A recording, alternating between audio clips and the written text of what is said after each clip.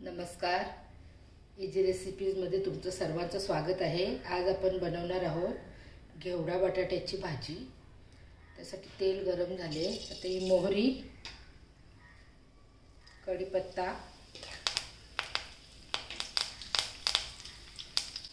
Tomato, कांदा,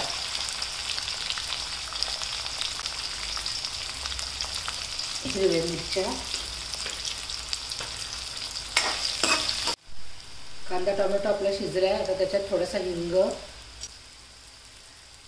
हळद, गोडा मसाला, जिरे पावडर, धना पावडर मिक्स करून घ्यायचं सर्व।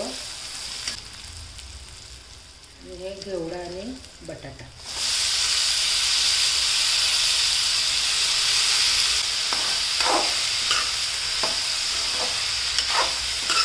आपण झाकण ठेवणार आहोत। झाकणावर पाणी वगैरे काहीच ठेवायचं नाही।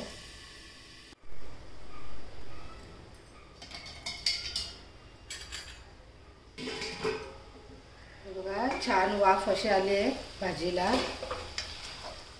आणि वाफेवरच आपल्याला भाजी शिजवायची होती। बघा चवीनुसार मीठ टाकते आणि 1 चमचा कांदा लसूण मसाला घालते आणि वरून कोथिंबीर।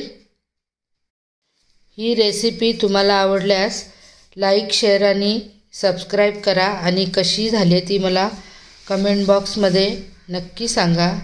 धन्यवाद।